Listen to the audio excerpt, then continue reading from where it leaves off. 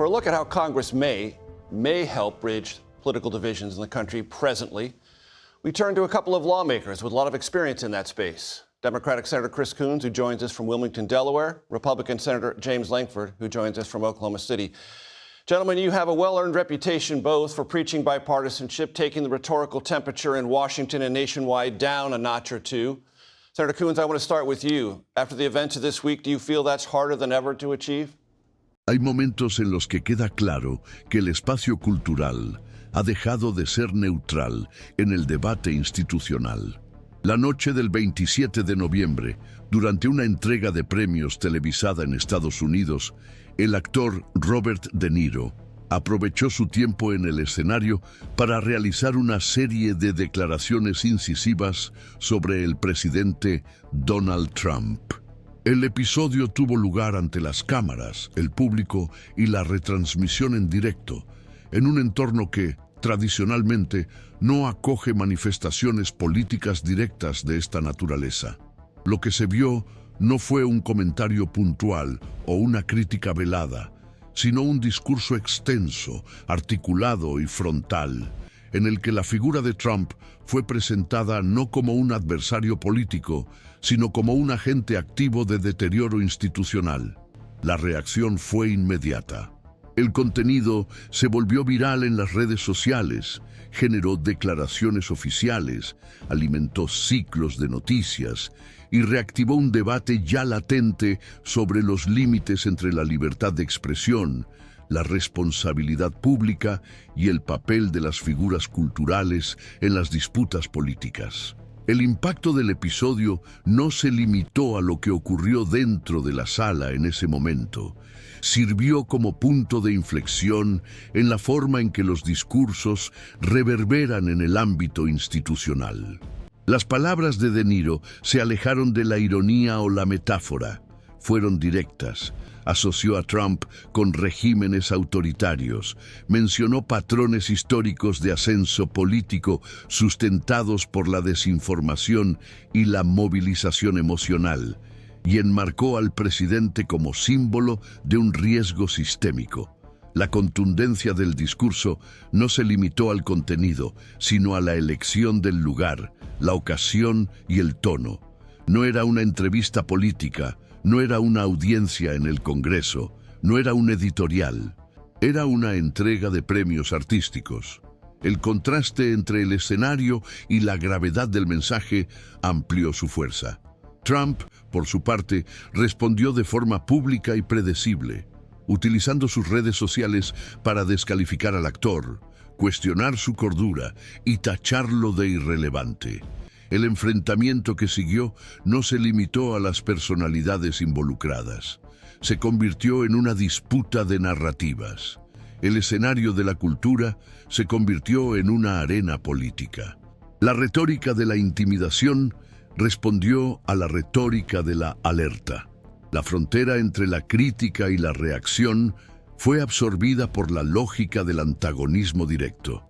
En otros contextos históricos, figuras públicas ya han utilizado el escenario artístico para manifestaciones políticas. Sin embargo, lo que hace que este episodio sea particular es la reconfiguración de los efectos institucionales de los gestos. Hoy en día, el discurso de una personalidad pública amplificado por las redes y reinterpretado por diferentes espectros ideológicos puede adquirir la fuerza de un acto político estructurado, no por su formalidad, sino por su capacidad de alterar el ambiente discursivo. Cuando De Niro establece asociaciones entre Trump y regímenes autoritarios, no solo expresa una opinión, sino que sugiere que hay elementos en la trayectoria reciente del presidente que justifican ese tipo de comparación. Esa sugerencia, transmitida en horario de máxima audiencia y recibida con aplausos, establece un nuevo grado de legitimación de la crítica artística como forma de intervención cívica. El hecho de que la respuesta presidencial haya sido un ataque personal confirma que no se trata de un episodio aislado. La disputa por el control del discurso público ahora también involucra los espacios.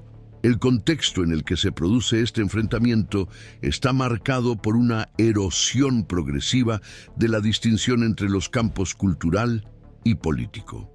La politización de los artistas y la espectacularización de los políticos son caras de un mismo proceso. En el caso de Trump, que ha hecho de la performance una estrategia recurrente de comunicación, la crítica performativa se convierte al mismo tiempo en oposición y refuerzo. Al responder a De Niro, reactiva su base, reafirma su disposición al enfrentamiento y desplaza el foco del análisis institucional al plano del enfrentamiento personalizado. Sin embargo, este desplazamiento no impide que se perciban las implicaciones más amplias. Al contrario, refuerza la sensación de que la política contemporánea en Estados Unidos ya no opera solo dentro de las instituciones formales. Se proyecta hacia los escenarios, los estudios y las pantallas, donde el alcance de una frase puede ser más efectivo que un pronunciamiento oficial. El episodio también pone de relieve una asimetría relevante. Mientras De Niro habla como ciudadano en un espacio de visibilidad eventual, Trump reacciona como presidente con aspiraciones de volver al poder, respaldado por la estructura del partido, el capital político y el historial de enfrentamientos con múltiples esferas de la sociedad civil. Esta diferencia de posición hace que la respuesta sea más que una réplica. Se convierte en una señal para su base, para sus oponentes y para el sistema en su conjunto, de que el discurso contestatario, incluso cuando no está institucionalizado, será confrontado directamente. La naturaleza de esta confrontación es lo que más inquieta a los analistas. Porque, en lugar de darse en términos argumentativos o jurídicos, se produce mediante la descalificación moral, el ataque y el intento de redefinir los contornos de la aceptabilidad discursiva. La persistencia de episodios como este en el centro del debate público revela que la disputa por el significado de la democracia en Estados Unidos no se limita al ámbito legislativo o judicial. Abarca la cultura, el lenguaje, la elección de metáforas y la disputa por la autoridad. Cuando figuras como De Niro asumen posiciones públicas de esta magnitud, lo que está en juego no es solo la libertad de expresión individual, sino el lugar que ocupa la crítica cultural en el ecosistema democrático. Por otro lado, cuando los expresidentes reaccionan no con argumentos, sino con estrategias de intimidación retórica, reafirman una visión de la política en la que la disidencia se trata como una afrenta personal. Esta dinámica debilita los espacios de mediación, amplía la polarización y dificulta la construcción de interpretaciones compartidas sobre lo que realmente está en disputa. En los próximos bloques veremos cómo este episodio se articula con otros movimientos institucionales en curso y cómo la convergencia entre cultura, política y discurso de poder redefine los límites de lo aceptable en una democracia madura. Para quienes siguen de cerca los efectos acumulativos de estos gestos en el entorno político estadounidense, comprender estas interacciones es esencial para mapear los riesgos y reconocer las brechas. Es precisamente por eso que seguimos observando y analizando con atención cada nuevo acontecimiento, no por la controversia, sino por la importancia institucional de sus señales. El episodio que involucra a Robert De Niro y Donald Trump no se sustenta solo en el intercambio de declaraciones, sino en lo que revela sobre la acumulación de presiones institucionales que rodean la relación entre la cultura y el poder en los Estados Unidos. A partir de este punto, es posible identificar una convergencia creciente entre las manifestaciones provenientes del campo artístico y los mecanismos tradicionales de respuesta política. No se trata de una superposición ocasional, sino de un escenario en el que artistas, actores, músicos y escritores han ocupado cada vez con mayor frecuencia el espacio de la crítica pública anteriormente dominado por columnistas, académicos y legisladores. Este desplazamiento, aunque no es formal, tiene un impacto directo en la forma en que el sistema procesa las discrepancias y en cómo el discurso político institucionalizado responde a la presión. La historia reciente del país muestra que este tipo de enfrentamiento no se produce en el vacío. En otras circunstancias, declaraciones similares han dado lugar a audiencias parlamentarias, intentos de censura informal, boicots organizados o campañas de desprestigio.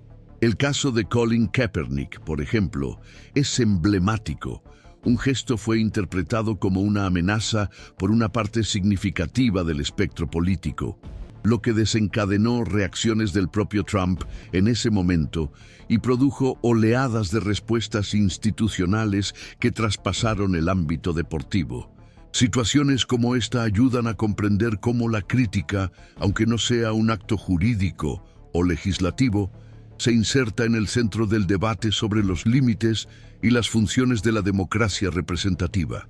Y es en este contexto donde el discurso de De Niro adquiere su dimensión más amplia.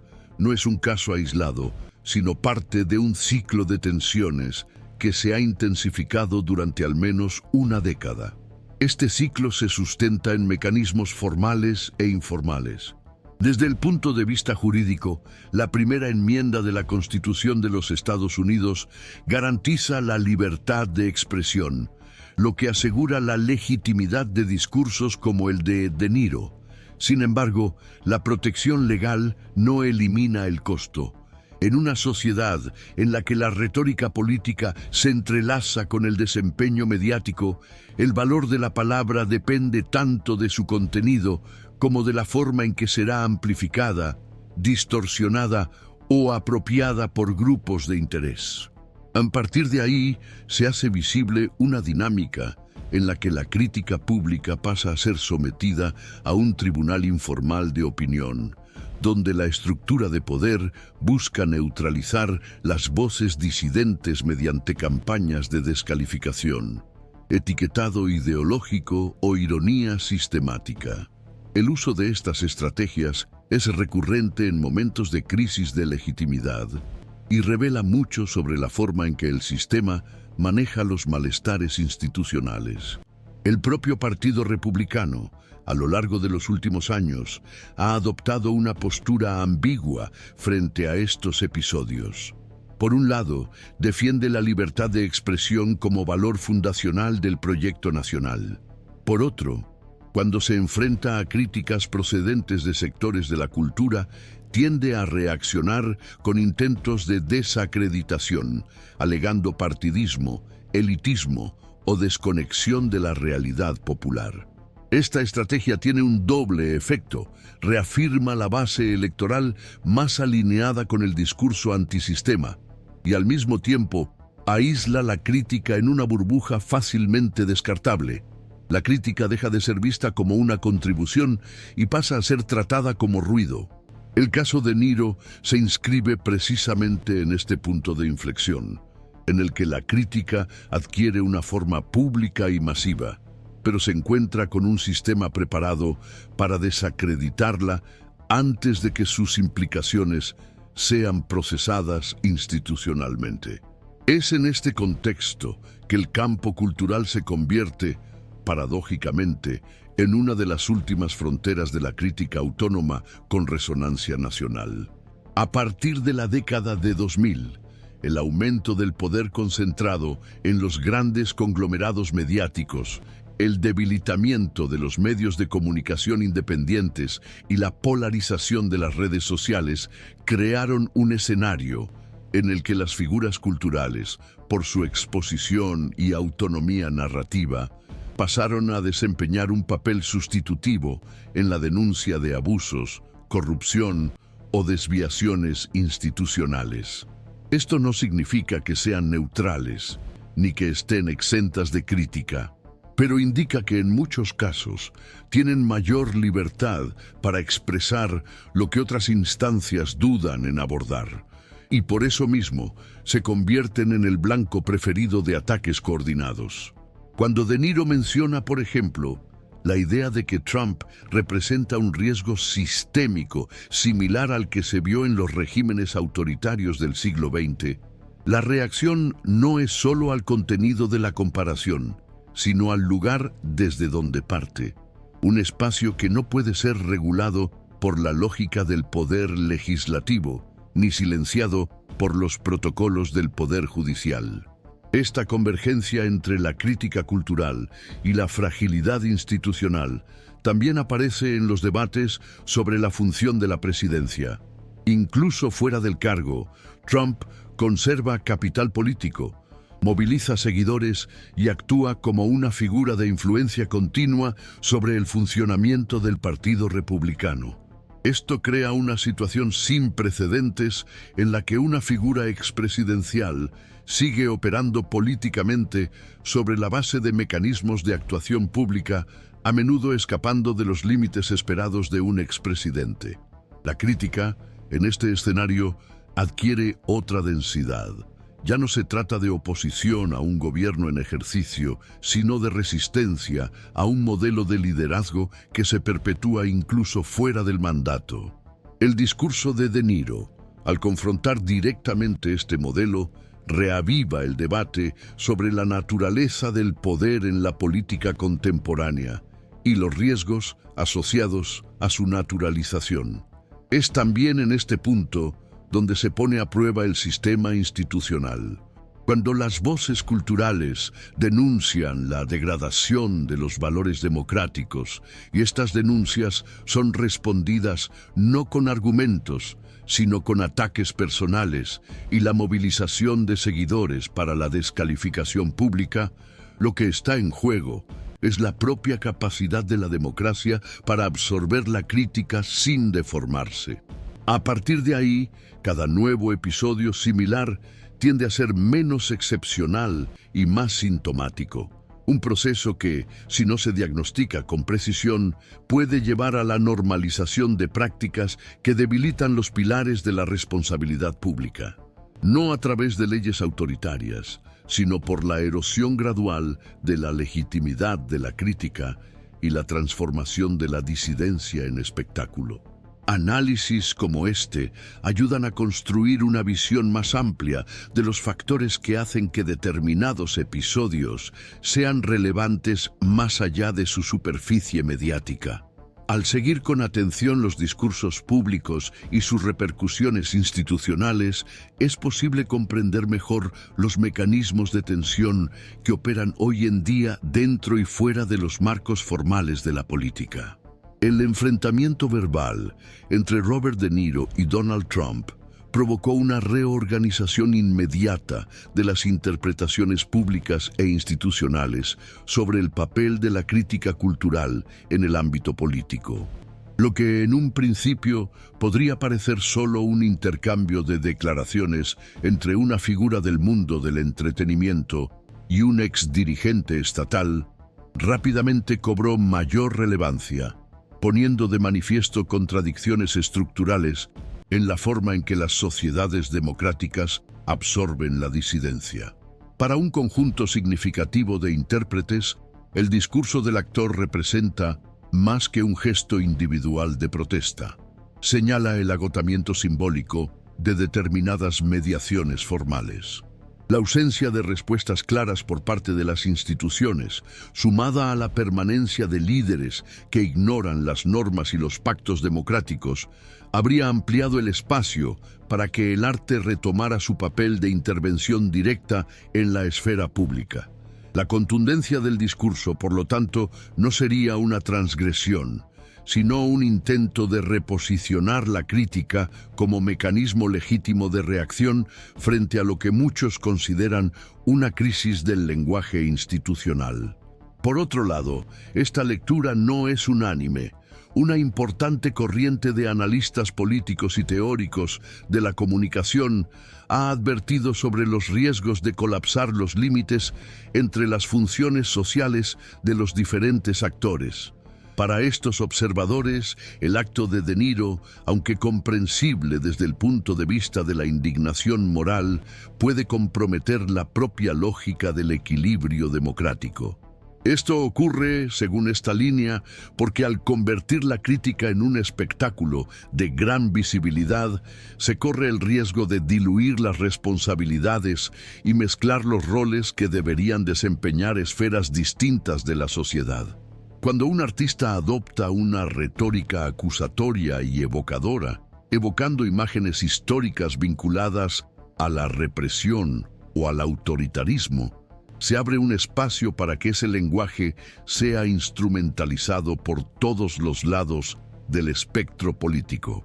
La crítica en este escenario deja de funcionar como antídoto contra la disfunción democrática y pasa a alimentar la lógica del ruido, dificultando aún más la actuación de los mecanismos tradicionales de rendición de cuentas. Además, el episodio ilustra un cambio más amplio en la forma en que se constituye el campo político en el siglo XXI.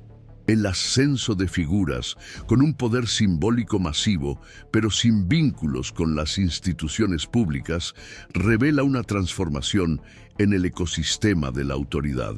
Artistas, celebridades y formadores de opinión digital han pasado a ocupar un espacio estratégico en la configuración de la agenda política, a menudo rivalizando con partidos, parlamentos y gobiernos. Esta realidad pone en tela de juicio los modelos clásicos de mediación y exige nuevas formas de organización institucional. El problema es que estos mecanismos aún no se han desarrollado plenamente. Cuando un actor denuncia prácticas que considera atentatorias contra la democracia y un expresidente responde con ataques públicos, el sistema no ofrece instrumentos capaces de mediar en este conflicto. El resultado es un campo de disputa en el que faltan reglas compartidas y abundan las reacciones emocionales, con consecuencias imprevisibles para la estabilidad del debate público. Desde el punto de vista de la opinión colectiva, el impacto de enfrentamientos simbólicos como este también sigue siendo incierto. Las investigaciones indican que las críticas vehementes dirigidas a líderes con una base social consolidada pueden reforzar los sentimientos de victimización y alimentar la retórica del cerco. Para parte del electorado, la hostilidad dirigida contra sus figuras de referencia se percibe no como una denuncia, sino como una persecución. Esto tiende a fortalecer los vínculos identitarios y a dificultar el diálogo político.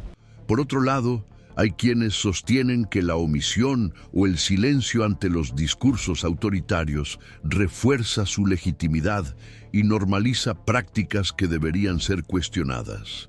La cuestión, en este punto, trasciende el ámbito de la libertad de expresión y entra en la esfera de la eficacia estratégica. No se trata solo de poder hablar, sino de evaluar qué formas de intervención son más capaces de producir efectos reales sin comprometer los valores democráticos que se pretenden defender. Es, en este contexto, que la figura de Donald Trump resurge con fuerza, incluso fuera del ejercicio formal del poder. Su reacción al discurso de De Niro no puede interpretarse como un mero desahogo. Se trata de una operación discursiva con objetivos claros: volver a ocupar el centro de la narrativa, movilizar a su base y disciplinar por vías informales cualquier intento de contestación pública. La ausencia de barreras institucionales para este tipo de actuación demuestra cómo la arquitectura democrática aún no ha desarrollado medios eficaces para lidiar con figuras que operan permanentemente en el límite entre la legalidad y la intimidación. La continuidad de la influencia política sin mandato, reforzada por las plataformas digitales y los discursos performativos, pone de manifiesto una laguna normativa que compromete el equilibrio entre libertad y responsabilidad. Cuando el ataque se convierte en método y la reacción se convierte en símbolo, la democracia se ve presionada a redefinir sus propios límites de tolerancia y protección. Evitar las simplificaciones es fundamental en este debate. La polarización no se da entre la cultura y la política, sino entre diferentes formas de entender el papel de la crítica en una sociedad plural. Hay artistas conservadores y progresistas, líderes políticos con distintas visiones sobre el arte y ciudadanos que no se alinean con ninguno de los polos ideológicos en disputa.